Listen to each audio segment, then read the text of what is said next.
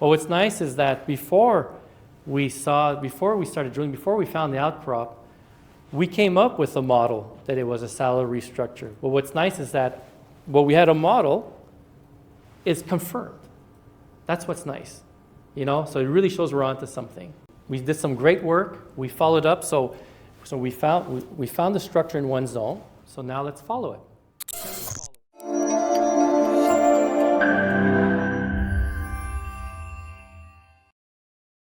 Welcome to our 2025 General Assembly, the AGM. And we finished the formal part of the meeting. So now I'm going to do a presentation and about all the good stuff we've been doing the past year. Actually, it's going to be 6 years. We've been public for 6 years, and we're working hard on this property but as you're going to see, we've been putting the pieces together. This is what's exciting is that, we started drilling again, we're going to start drilling again. We're just waiting for our permit because in Quebec, things have changed now. You now have to you have to apply for a permit to do drilling, which we've done. It's called the ATI. And so as soon as we get that, we're going to hit the ground and start drilling at 2 exciting places. So that was yesterday, the day before's press release. So we're really excited, but I'll talk more about this in the press release.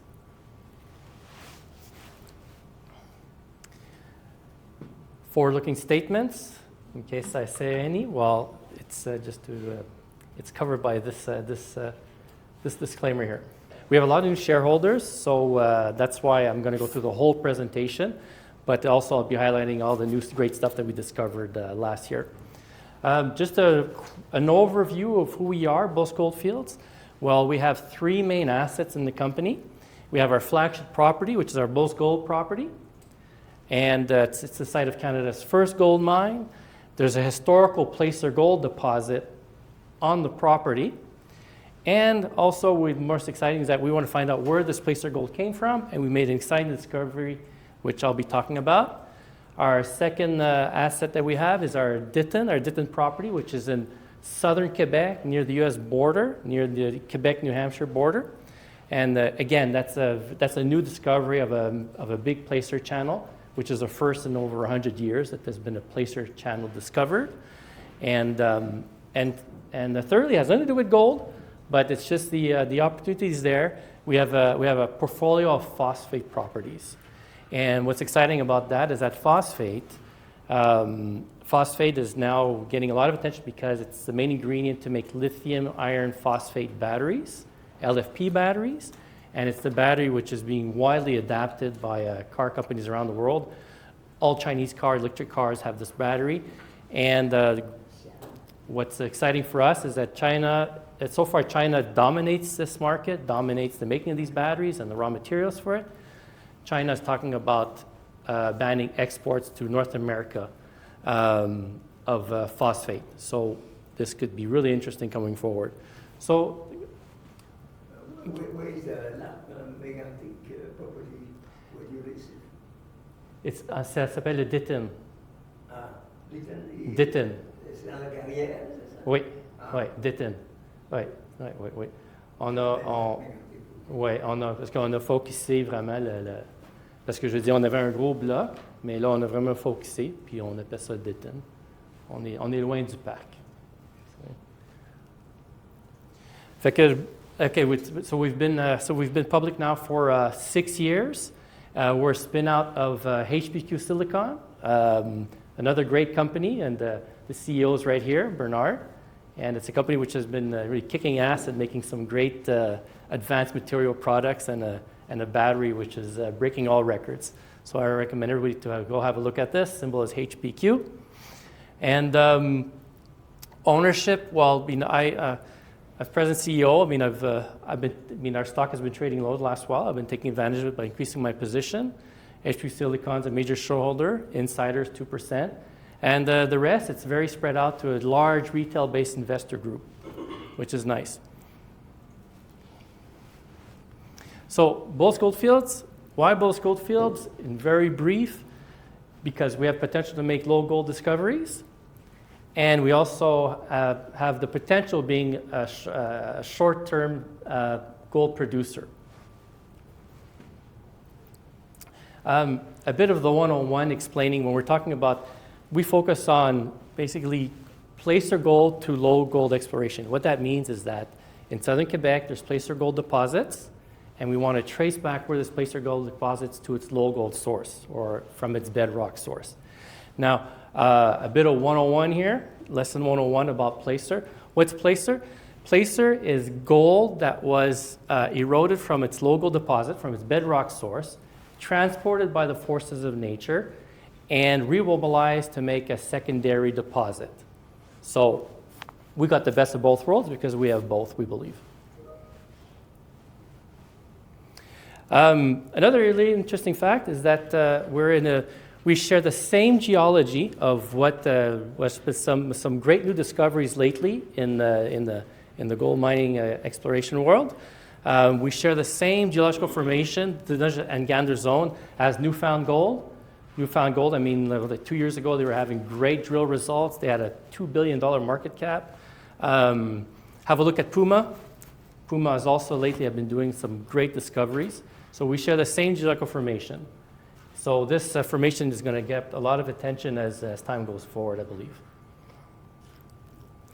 It's a young geology compared to the Canadian Shield. The Beauce is considered it's a placer gold district. Canada has 3 major placer gold districts. The famous Klondike, lesser known as the Caribou in BC, and the Beauce. What happened is that they all had, just like the Beauce, they all had the period of a gold rush. After the gold rush, nothing much happened until there started to be low gold discoveries. In other words, they're able to trace back where some of these placer deposits came from. And the last 6 years, all majors basically have been very active in doing basically placer to hard rock exploration that we're doing. So we got, Anico Eagle, Kinross, they got really active in the white gold deposit. Osisco bought the Bakerville property. And the Beauce, well, we're developing that. Advantage is that we have the Beauce all to ourselves. The placer gold, the Beauce Gold District is very peculiar. Is that it holds many first Canadian mining history. It's the first gold company came from the Beauce. The first gold rush started in the Beauce, not the Klondike. Some of the largest gold nuggets in Canada came from the Beauce. And it had an intensive placer mining activity, industrial scale placer mining from the 1840s to just before World War I. And then there was another large-scale placer gold mining operation in the 1960s. And we have it all to ourselves. So the advantage is that we had first pick of some of the best properties, the most promising properties. We have them. People are saying, well, how come I didn't know about this before? Why? It's just a circumstance of history. It goes way back. Before Foundation of Canada. Basically, Quebec used to be New France, and New France land property was a seigneurial system, a bit like what you had in Europe. Lord. You had a lord, he owns all the land, and people work on the land, and you got to pay the lord. That's the system there was until there was until basically when the British invasion, and all that changed. Except, but now by the 1800s, when the 1800s came along, gold was discovered in the Beauce. And mining activity started. Some of the farmers sold their land to mining companies or made deal with mining companies. Mining companies in the 1840s, 1850s, 1870s, which were even listed on the New York Stock Exchange. So a lot of capital went in. There was intensive placer mining operations happening. And then the descendant of the old lord that used to be there, the seigneurie, the Charles de Léry, even though he's a great-great-grandchild, smart guy, as soon as gold was discovered, he went back to England to get patent rights. He says, yes, we're not the lord anymore, but our family still holds the rights on gold and silver and the metals on the land. So he comes back and claims everybody has to pay 25% royalty. And of course, that led to a legal challenge. Nobody wanted to pay. So it was a legal challenge that lasted for 20 years. So the results of this is that in southern Quebec, a judge upheld the rights to the lord that was there, the Lord de Léry. So he had the rights. So he had the rights to claim royalties, And that created the Quebec government at the time says, well, we can't have that. You can't have each old seigneurial family start claiming the natural resources of the province. It won't work. So that's when Quebec started, another first for the property. That's where Quebec started the mining law, which is still known today. And this mining law, the concept is that, well, the state owns the rights on the gold. The state owns all the claims. And we'll make the distribution out of who can stake, who gets permits and whatnot. So in other words, natural resources belong to the people. And this concept has been adapted all over North America. So it was adapted everywhere in Quebec except here. In southern Quebec, there was a stagnation where the property, mineral rights was held by the property surface landowners. The people that own the real estate, you also own what was deep underground. That was changed only in 1985, so it's fairly recently. So that's why. So there was just basically a stagnation of gold. You couldn't take claims for 100 years. You couldn't take claims to do mineral exploration. You know, you had to buy the land. That's why there was some operating mines, because they bought the land. But you couldn't do widespread exploration. You know, you couldn't take the risk. You couldn't, it just didn't work. So that was changed recently, and time flies. So, you know, by 1985, and then it was what, the .com, and then we're up today, and so we had the advantage. There was a wave of exploration in the 1980s when the Quebec government took back mineral rights in the area. And so there was an explosion of activity, and then it stopped pretty much until we came along. So we own a big block of claim in the Beauce. We also own real estate, which is unusual for a junior gold company. Well, it's because we bought the old land or the old mine from the 60s. So when we talk about placer gold, everybody thinks that, you know, it's people just panning a river and that. No, that was never the case in the Beauce. The gold is found deep at the bottom of valleys called deep leads. It's called paleo-placer channels. And to get to the gold, they had to dig shafts and tunnels. And so most of the gold is just in a couple meters sitting in a saprolite or auriferous till. So they had to scrape this couple meters, bring it up to surface, and it was at surface that they used water and gravity to wash out the gold and get the gold nuggets. So that's what was going on. So, you know, so it was never artisanal. It was industrial scale. There's 6 kilometers of tunnels, which was dug by hand in the Beauce, in Saint-Simon-des-Mines, which is astounding. They're still there, filled with water, but it's interesting. They're still there, but nobody knows. It's amazing. You actually have to be careful not to fall into one. I almost fell into one of these things just walking in the woods. It was in the fall, and leaves were just covering it, and it's pretty adventurous. There was another type of mining that happened in the 1960s, this different concept. Again, they were trying to get at the gold, which was sitting at the bottom of the valley over thick overburden.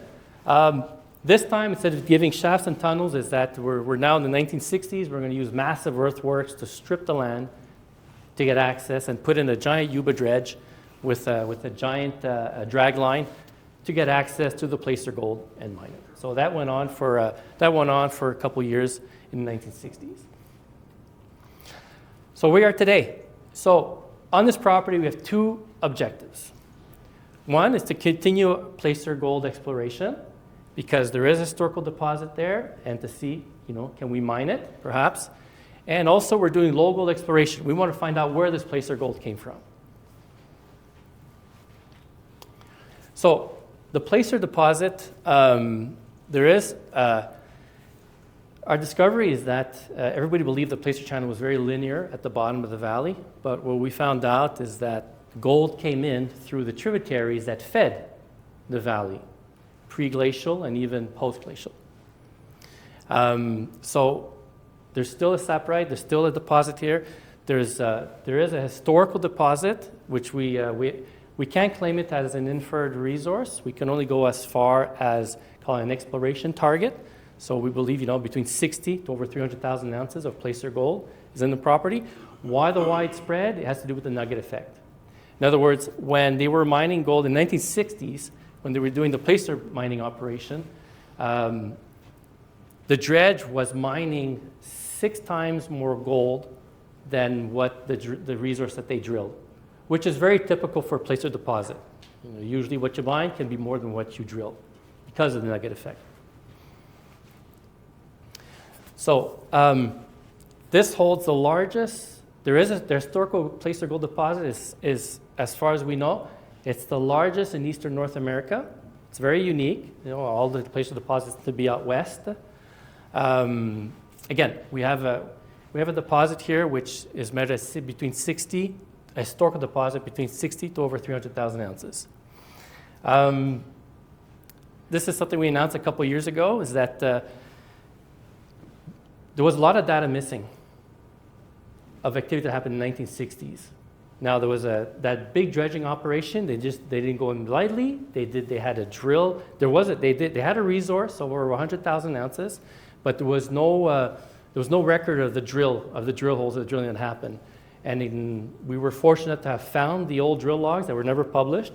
So we've been going through those, and we've been compiling them, and we're starting to find there's a lot of missing information. We believe that there's a possibility that the placer deposit is underestimated. It could be bigger than the exploration target we're talking about. Why? Because the historical deposit was the drilling that they did to base the historical deposit. What we found out is that the richest hole of all the placer drill lines that were drilled, the richest hole was always the last one or the first one, depending which north or south you're looking at this. The richest hole was always the last hole.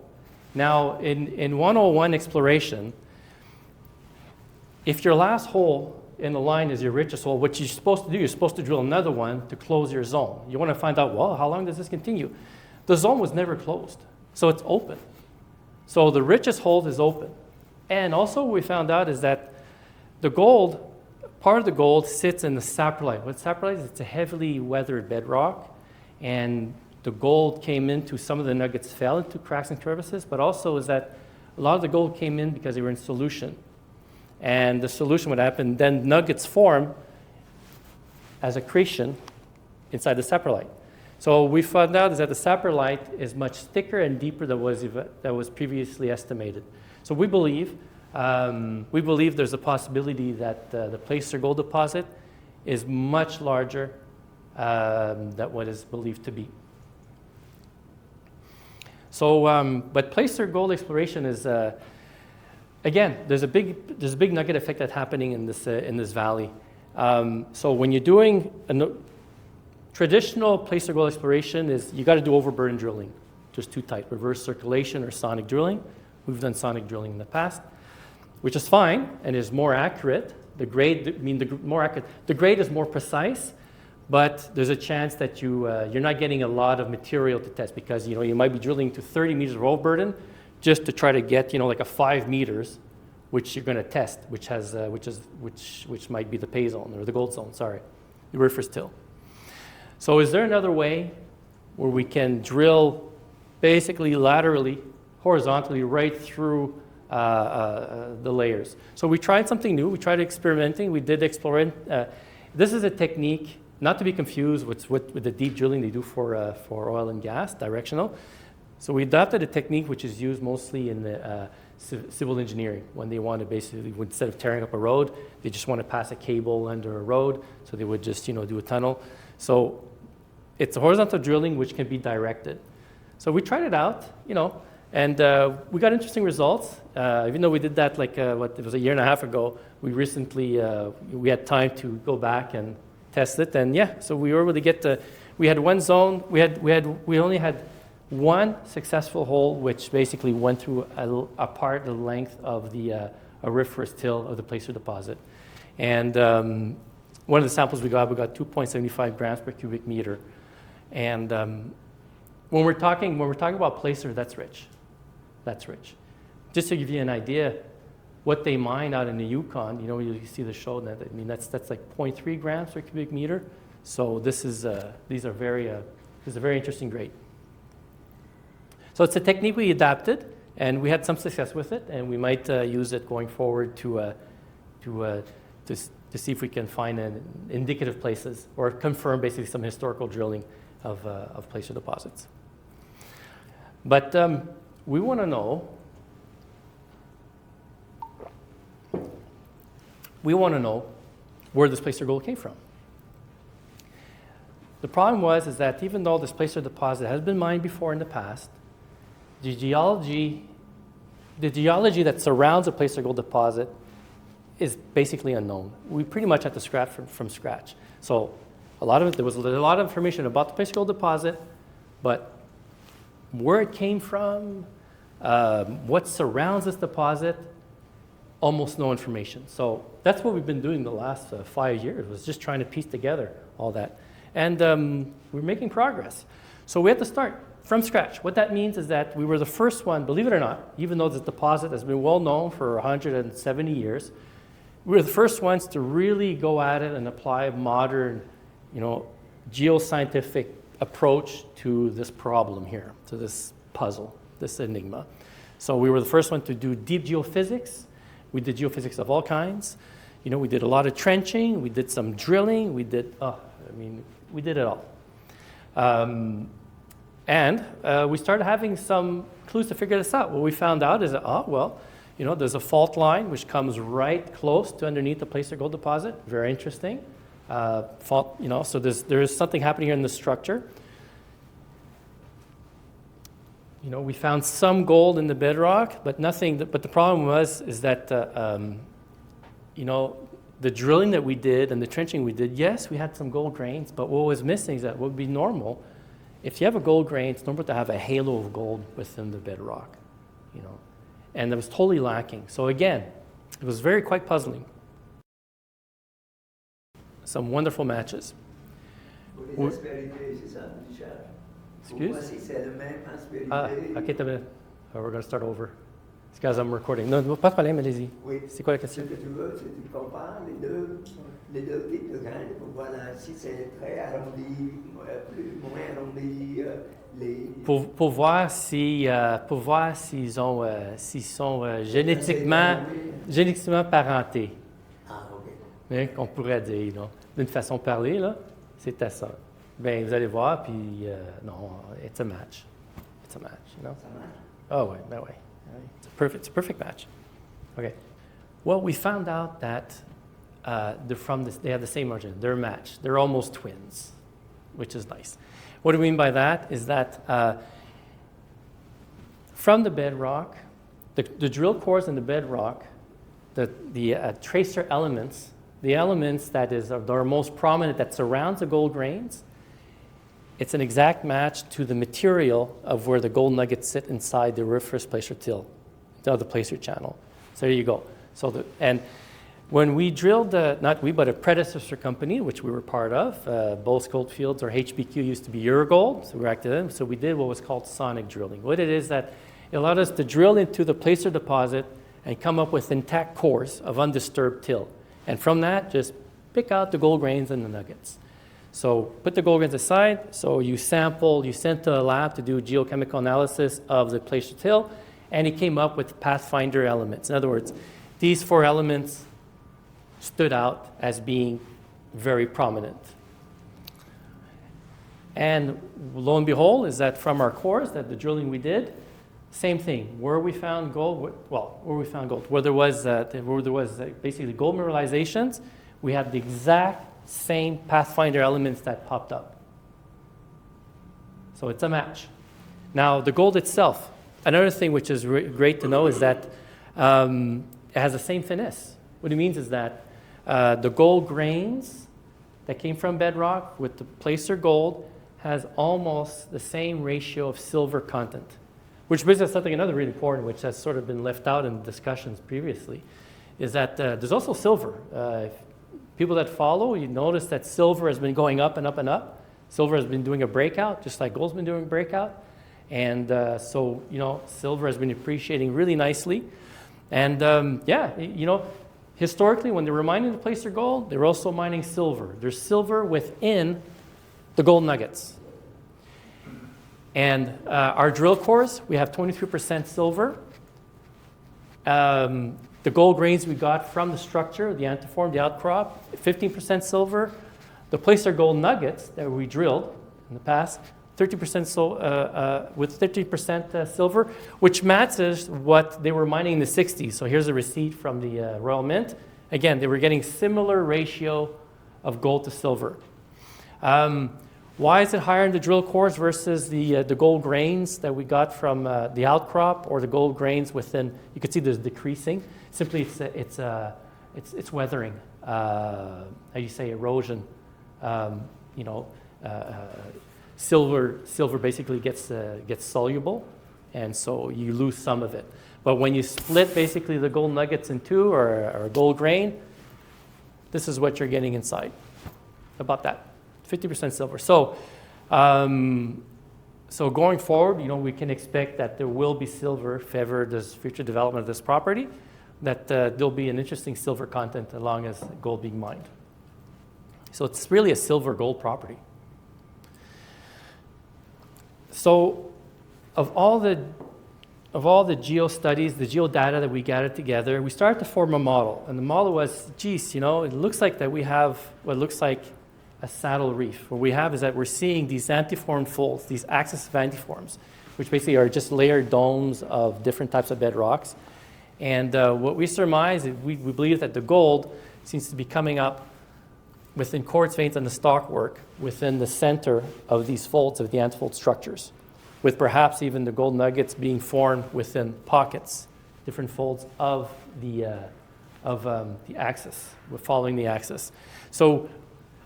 And we've been seeing these structures throughout the property, just like here. See the nice little curvature here? We're seeing that right here. So what this looks a lot, they're antiforms. So we're seeing what looks a lot what's called a saddle reef type structure. Now, saddle reefs are interesting because they tend to be high-grade deposit. The best example in Canada was a Dufferin mine in Nova Scotia. But of course, the best example is saddle reef. The word comes from, the term comes from in Australia, in the Victoria province, near the Bendigo deposit. I mean, this is where they were millions of ounces from there. So we found an outcrop exactly like this. We found a beautiful dome of an axe of an antiform. We found one of the rare outcrops. Actually, it was a local prospector from Beauceville, Monsieur Roger Grondin. That's why we know the Grondin zone.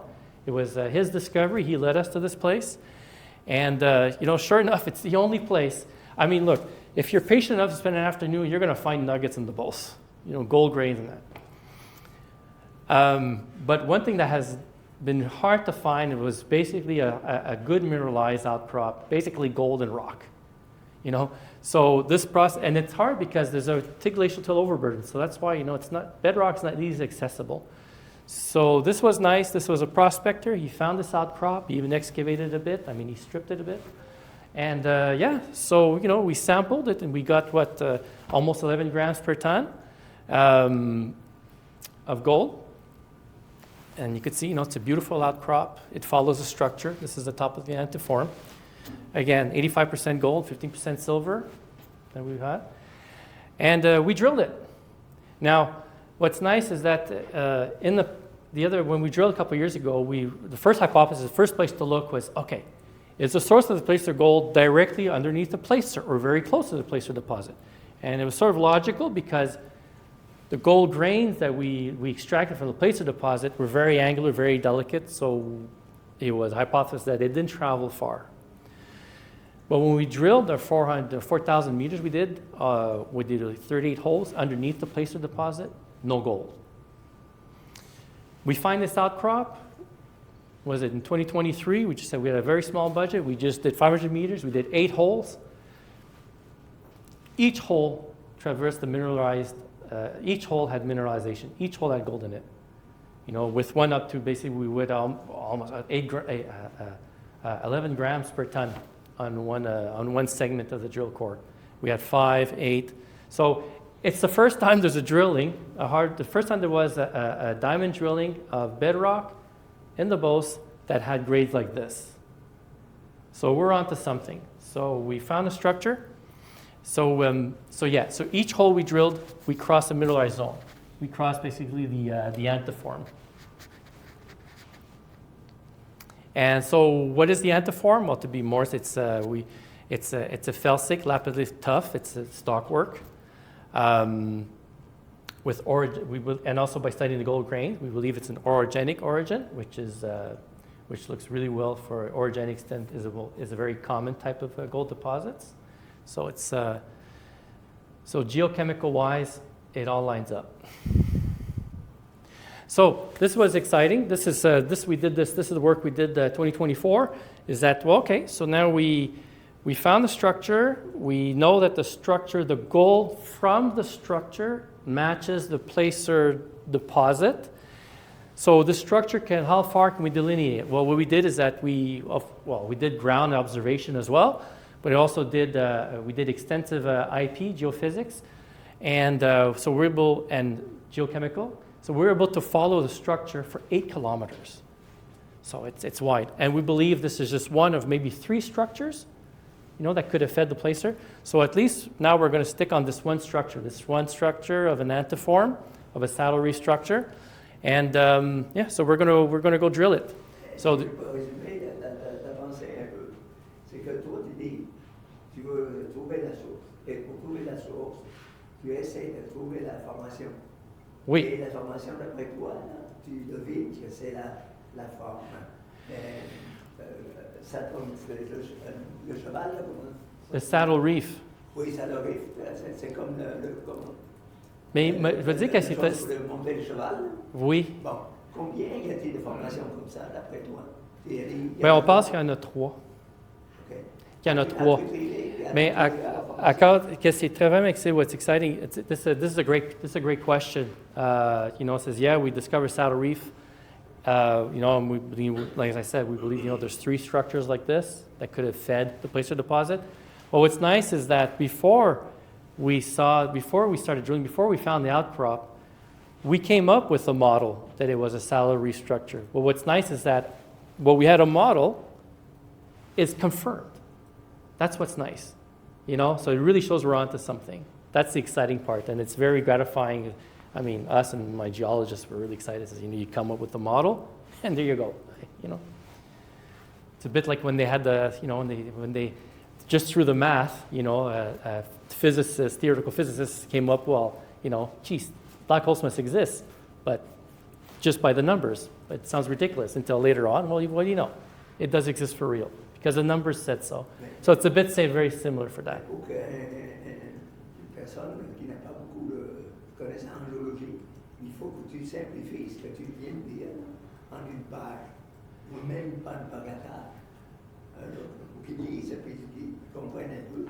On essaye, mais à date, ça me prend 20 pages. Oui, c'est ça. Sinon, c'est The conclusion is simple. We found the gold source, it's there, we're just going to delineate how big it is. non. Yeah. Et donc, quelle est la forme, là? Okay, I got it. You don't say that. You don't say that. Okay. Just I'm recording this in English. We're trying to do a presentation. Mais je comprends la question, mais c'est vrai, c'est bien. But it's the same thing for people, for everybody. It's a great, and I understand that problem. It's a great story. How do we simplify it for people to understand? How do you sell it to the community? How do you get people to realize that we're sitting on... I simplify with this one picture. Okay, here you go. Show us the one picture. I was getting there. Okay. The resume. We were excited. Yeah. We were so excited we wanted to conclude. No, it is exciting. It is. I mean, this is, look, I mean, this How is many years we've been working on this? many years, But the fun part is that, again, it's been known for almost 200 years. Everyone was just focused on the placer. People sort of gave up on where it's from, but we stuck to it, We stuck to it, and each year we're getting more and more data. We're putting pieces together to fit this puzzle. And look, the puzzle is starting to be complete. That's what's nice. So yeah, even though we had limited budget last year, we did some great work. We followed up. So we found the structure in one zone. So now let's follow it. Can we follow it? Again, so the best way to follow this, we did geophysics. And what's nice is that the geophysics matches what's been observed on the ground. And we did soil sampling. Again, the soil sampling, the biggest hits follow the antiform. So we're able to trace the saddle reef antiform structure for 8 kilometers. So what we found is that now, what do we know? We know that there's a historical placer gold deposit. In some places, the placer gold deposit was mined to depletion. We know that there are places which the placer deposit has not been mined, And historical drilling demonstrates that there's very high grade. Everybody had the notion of the placer channel, everybody was thinking of it as a very linear, like really like a straight channel going down. But what we discovered is that the placer was fed into the valley by tributaries. And everywhere a tributary, whether exists or pre-glacial, it's where we have the biggest pockets, the highest grade of placer gold drill results. So that's what I mean. So what we have is that we have a series of deltas creating deep placer pockets that we want to explore further. So the placer channel could be, placer gold channel, the deposit could be bigger than what has been estimated in the back. So still, that's key. So now we know that the gold came in through the tributaries, which the Giroux Creek, being the biggest tributary, this is where they found the big 50-ounce nuggets. This was mined for industrial scale for 50 years, so it was a very considerable placer deposit. How much gold? We don't know. That's lost to history. You know, some say it's just 10,000, some say it's 100,000, 1,000,000 ounces. We don't know. But for there to be industrial scale placer mining at one point, 2,000 miners with companies that were listed on the New York Stock Exchange back then, it must have been considerable. Still, this is a big clue. So we had our saddle reef model. We found antiform structures. We found gold in one of the antiforms through our drilling we did in 2023. We just did 8 holes. Each hole was mineralized gold. And now with geophysics, we're able to find that this antiform extends for 8 kilometers, and we believe that there's other structures to study as well, right? But what's nice is that we can also, through new LIDAR reading, LIDAR is great. That just came out a couple years ago for Southern Quebec, so we're able to use that. We didn't have to do it ourselves. The government paid for it. It's nice. Just by LIDAR, you get to find out it's a good evaluation of what's the bedrock formation underneath the overburden. And you get to clearly see where there was depressions, the erosion path of the structure, which probably fed the placer channel. So this gives us an idea to where to go. So we have the Golden Zone right here. Again, the brook, which had the largest amount of gold that was mined in the past, is the Giroux Brook, and the headwaters of the Giroux Brook is right here. And this is where we're going to be drilling next. So we're continuing drilling the Golden Zone to see if we can go well. And this was very shallow drilling. I mean, each drill hole was mineralized, but we only went 30, 40 meters, the deepest hole. So we're going to drill deeper to see if this continues, see if we can hit more of the dome structures. And we also want to see if the gold, if we can follow the gold going on strike on each side of the gold zone here. But we're also excited that we're also do some test drill holes right at the headwaters of the Giroux Creek right here. So that's what we're applying for. We're waiting for the permit. As soon as we get it, we're ready to go. We're going in there.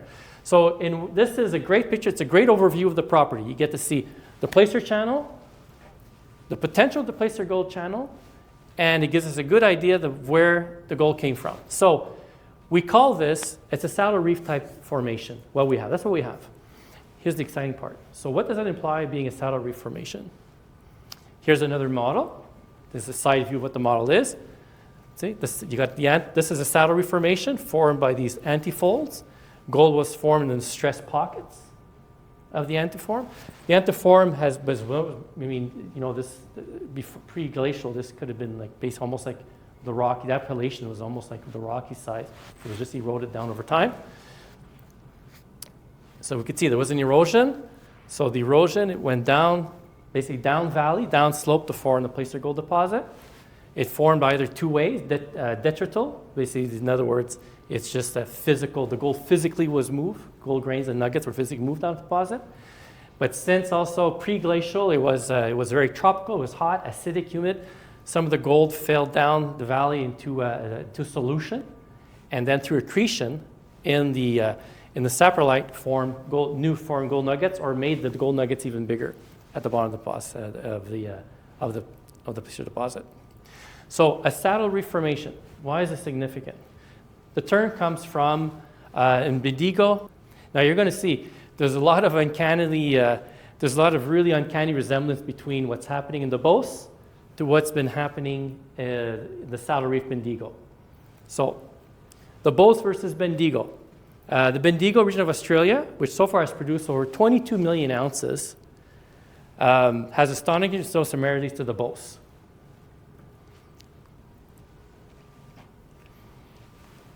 In the 1800s, there was women were washing their clothes in the Bendigo Brook.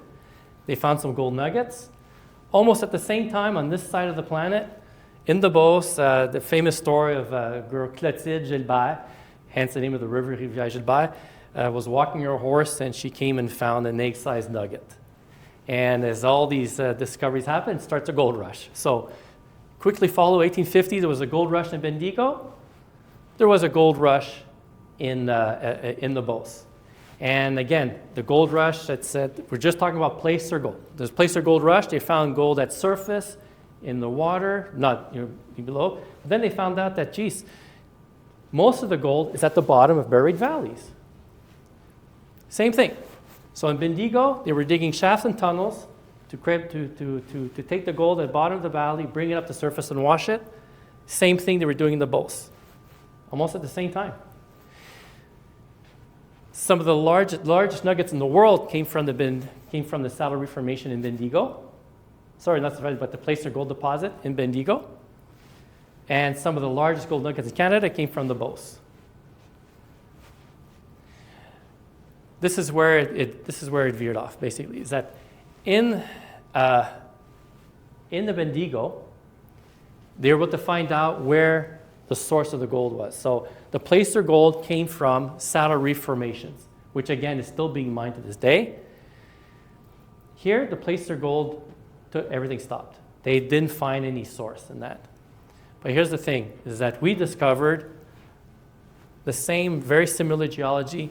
This is in Bendigo, this is in the Beauce, very similar Saddle Reef type formation. So basically for 100 years in Bendigo, they've been mining hard rock deposit, low gold deposit. Here, nothing happened, but we discovered. So again, this is a Canadian company. Fosterville Gold Mine, owned by a Canadian company. They're the ones that they're still active mining the Bendigo deposit. In Beauce, well, we found the structure, we're drilling it, we found gold. So again, we don't know, but the potential's there. The potential's there. And we're only going to know by drilling. So this is what we're doing. We're focusing on drill, drill, drill. We found the structure, we're not letting it go. We've got to follow it up by drilling. Following up at length and at depth. And hopefully, we start hitting some really nice mineralized zones. Okay. Our other gold property is the Ditton property, situated in southern Quebec. It's still like the Beauce, southern Quebec, but the southern part. It's about 100 kilometers south of our Beauce gold property, and just 5 kilometers from the U.S.-New Hampshire border.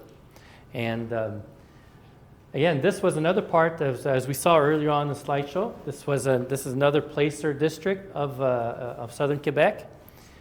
And they had very similar. I mean, it's around the same time that gold was discovered in the Beauce. Gold was discovered in one of these streams that was there, the mining brook, which led to some commercial placer gold mining, but nothing as near the scale as what we saw in the Beauce. But still, again, there's a few rivers there that have placer gold. Placer gold, the mining brook was mined for quite a couple decades there. But same thing, very little information is known as to where this gold came from. So we're starting from scratch. Another place here, there's even less information here. But still, it's interesting that all the gold showings follow a fault line, the Bella fault line. So again, we're starting to have some of the same indications that maybe, perhaps we have a model which might resemble the Beauce. We need more work for that. But what's nice is that, again, I love prospectors. The prospectors are often the unsung hero in this industry. Some of the largest gold discoveries to this day are found by local prospectors who just toil and are passionate about their region. And again, like I said, the Grand des Ondes in the Beauce, that was a local prospector. Here, there's a prospector who has been 40 years prospecting, and and he amassed an amazing amount of information. Most of it never published. He has gold samples, maps, and he gave it to us.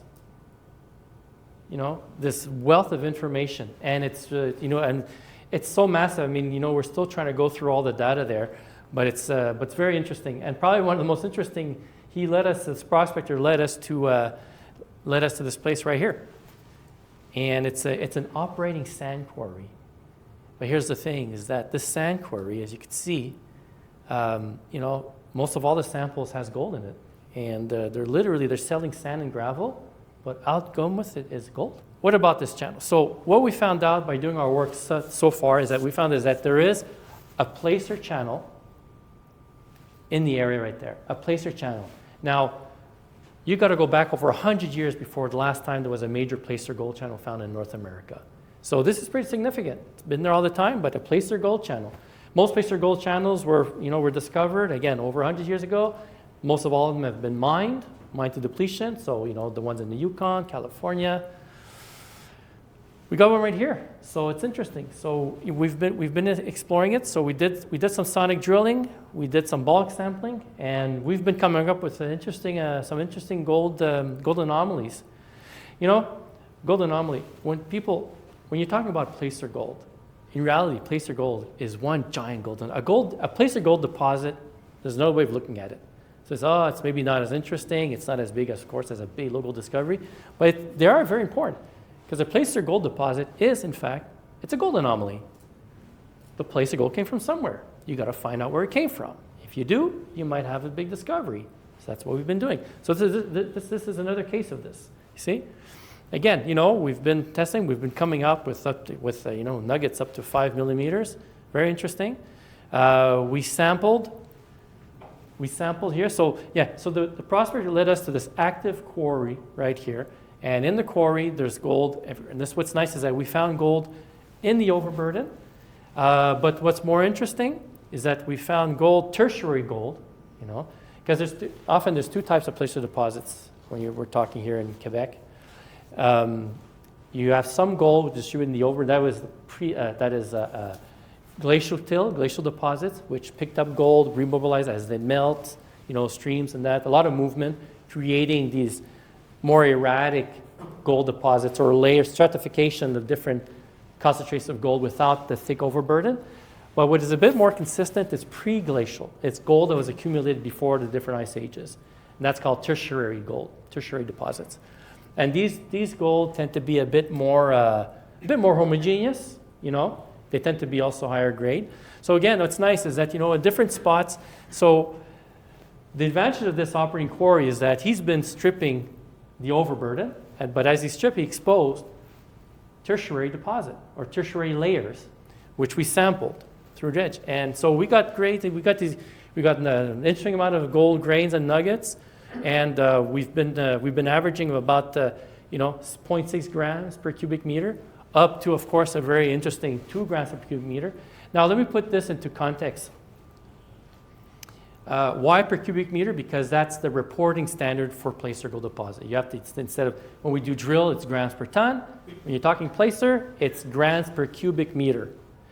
But what does this measurement mean? Well, to put into context, what you've seen, you know, a lot of you maybe seen like the placer gold mining operations in the Yukon, because it's very visible. It's on TV. It's you could see that on a History Channel, for example. All these are all private operations. Some of them are large scale, up to 30, 40 miners, 30, 40 employees working on these deposits. But still, it's a very closely guarded secret. But by getting some information out of the Geological Survey of Yukon, we're about to surmise that the average grade that they mine is about 0.3 grams per cubic meter. So if we're getting 0.6 grams and higher, that's high grade for placer. That's really interesting. So, we got to follow up on this. And so far we did. So we did two things. We did sampling of overburden. We also did a couple of sonic drill holes down to where we believe is the trough of the the placer channel. And we've been coming up with some interesting gold. Again, there's too few holes to see if there is a real deposit there, but it's very indicative that yes, we are finding gold grains at the bottom of tertiary level under the overburden, but we're also finding, here's the interesting part, is that we've been finding gold basically from surface down to always the overburden, surface, overburden, always on tertiary. So what this means is that this valley has been, there's a source that's been feeding gold in the valley pre-glacial, during the ice ages, and to this day. If we're finding gold at surface, it means to this day, there's a source which has been feeding gold in this area right here. And again, we did follow up on doing some testing on the gold nuggets as far as origin. And again, it's very similar. As far as our analysis of the gold grains, the spectral analysis we did on the gold grains, and the information we're able to extract from that does indicate that the source could be both hypothermal or orogenic. So it looks as if it's one or the other, or perhaps even both, or two separate deposits, two separate sources have been feeding this area here. So again, it would take a lot more work to put the puzzle pieces together, but still, it's really exciting. It is indicative. We're finding an interesting amount of gold came from somewhere, and perhaps there are pockets which could be defined as a deposit later on. We'll see. What's interesting about placer gold, again, as I said, with grades, if you're getting above 0.3, that gets very interesting. And what's fun about placer gold is that all you need is just gravity and water. So they tend to be low capex operation. So we'll see what we'll see if we can advance this project and develop this project a bit further. It could be really interesting. Again, this is part of it's the Emberton section of the this is interesting. Again, it's really primitive, very grassroots, but again, it's quite fascinating. Just south, really stuck at the U.S. border, there's a chain of mountains called the White Mountains, and it forms like a high fence. What's interesting is that the south side of the mountains, the U.S. side, no gold. North side, gold. So it's nice divide there. But what's unique about this right here is that the White Mountains, the chain of it, there is a pocket here. It's called the Glacial Sig Valley. In other words, there's like a cul-de-sac here, formed by the mountain chain, and within the cul-de-sac, in the glacial till, we've been finding, really interesting amount of gold grains and nuggets in the area. And what's nice is that it sort of defines it. So there's two things here. Did the gold source erode from some of the mountain here, or is just a pocket where glacial movement and melt just pushed everything down into a big pocket of placer here? So again, it's going to be a lot of fun in the future to go explore that. We're the first to do it. It's nice, and it's on Crown land as well. Social accessibility is really important in Quebec. I've been there a long time. I met a lot of people. I had a lot of kitchen table discussions with property owners. I've had my town meetings. We're really present. Every time we do exploration work, we always hire local talent, for as work hands. We use the local resources. It's very important. We're very involved. This is another oddity. Again,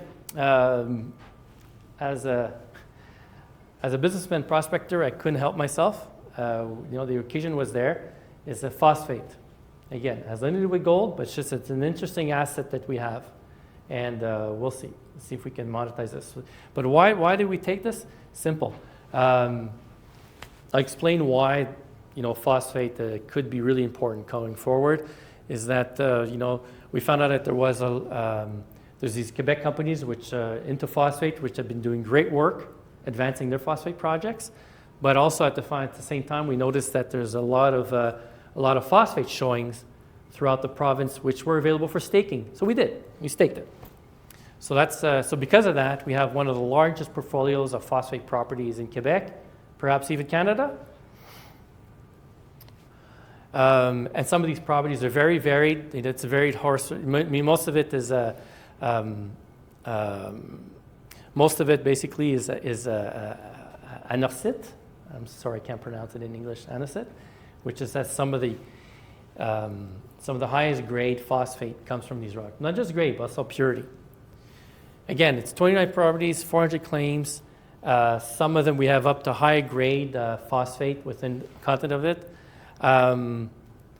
What's special about the phosphate in Quebec is that Quebec has some of the, most phosphate around the world is from sedimentary rock. And also higher grade, albeit, yes, higher grade, which is mostly used in fertilizer. But when we're talking for what I'm about to talk, the special application for phosphoric acid, the purest phosphate, the phosphate that has the less impurities, the phosphate that comes from basically volcanic rock, igneous rock. And some of the biggest deposits of phosphate in igneous rock is in Quebec. So Quebec is very unique in the world, holds some of the purest phosphate deposits, which makes it really special. Phosphate is increasingly being used into batteries. Almost all the electric cars in Asia use lithium iron phosphate batteries right now. It's cheap, it works. Not the most sexiest battery, but it's cheap and it works, and it's why it's starting to be widely adopted. China has been threatening to ban exports of anything related to iron phosphate batteries, and they control 90% of the market. So North America will have to find its own sources real soon of phosphate, and which they are acting on it. Just last year, Canada and Quebec added phosphate to its critical and strategic minerals list. So again, it's also phosphate. Well, phosphate is also, we need phosphate for industrial farming. I mean, it feeds the planet. No phosphate, no food. So it's a very critical mineral in that. So again, it's used for fertilizers, and increasingly, and what's nice is that, what I found really interesting is that the phosphate world for agriculture, there's been talking about peak phosphate. In other words, it's that, well, if there's no new big phosphate deposits found in 10 years, the resources that we have right now in 10 years will start having a declining trend. It'll start, in other words, world reserves will start going towards depletion if there's no new great deposits found. And that's what the agricultural side has been saying for quite a while now. I just find it interesting that out of nowhere, you have phosphate for technology, which is needed for the batteries, and so it's as if the agriculture part doesn't know that there's this big phosphate wave coming up. So for me, what it says is that it all starts to equal that perhaps going to be a hot commodity. We have the claims. We're focusing on our gold, but this is a very important asset, and we'll see if there's a way that this can be monetized for shareholders. But we are focusing on our gold. More information, go on our website. All press releases are there. There's a lot of supplementary information. And of course, you can always contact me directly. I'm open to answer some questions now to some of the shareholders that are here. Thank you for listening.